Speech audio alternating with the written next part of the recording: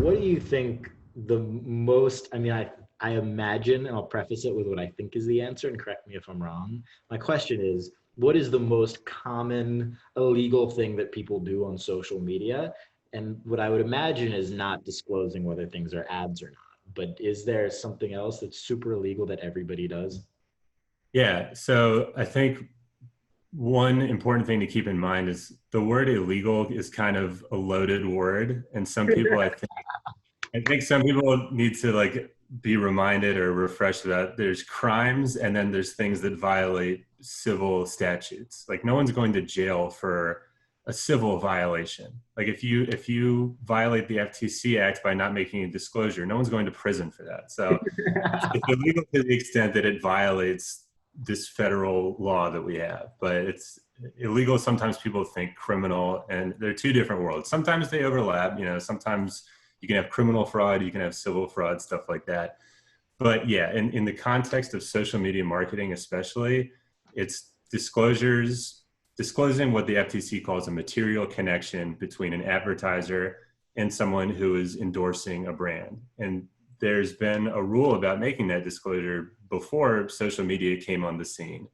It's their focus really started to ramp up, there being the FTC, in like native advertising and blogging when that became popular, where bloggers would write reviews for either a hotel or whatever else their niche is and not disclose like, oh, well, I got comped a year's worth of hotel stays. And the concept is like people need to know when they're being advertised to. That's the FTC's mission, is protecting everybody who uses the internet from not being aware that they're being advertised to. And so it's not just influencer marketing where if you send an influencer a bunch of free product in exchange for a post, yes, they will need to somehow, there's different ways you can do it that, some look more authentic than others, of disclosing the fact that they're making this post because they got some incentive.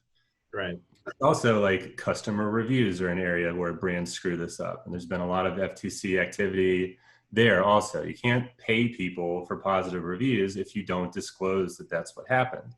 Or websites that rank, the best. This is just an example. I don't have something in mind, but just for example, like the best mattresses or something. You can go to a website that ranks like the top 10 mattresses. If, as is often the case, some of those brands are paying to be ranked a little bit higher, that website needs to disclose that that's what's going on. So yeah, disclosures generally in social media marketing and advertising online is a big area that a lot of people screw up. And I think there's a bunch of reasons for why that is.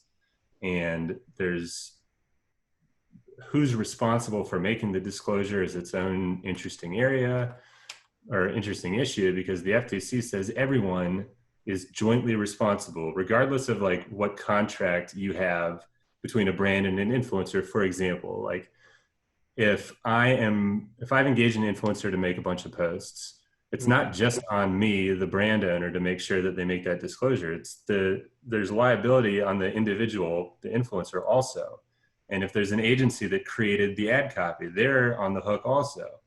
And the FTC has made the point that even a web designer is potentially liable. If they create a web page for a brand that needs disclosures and they're not there, then it's technically the web designer has liability for that also. So it's everyone's job. And I think part of the reason why there's non-compliance is so widespread is just, one, people not knowing, like how many influencers, it's common for them to receive something like, okay, here's the post, here's the copy, here's when you put it up.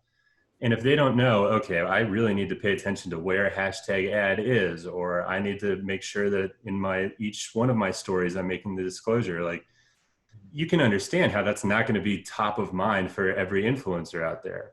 So I think part of it is just a knowledge and awareness and education issue. And then part of it is brands making a risk assessment sometimes of, I know I'm going to convert a lot more if I don't do everything to the letter of the law. If I do put all these disclosures, I'm not going to make as much. And maybe I'll calculate what's the real risk of being sued and so on. And then other people are just saying, none of my competitors are doing it, so why should I? So that's a long way of saying there's a lot that goes into like why disclosures are such a big issue and why it's such a such a widespread issue.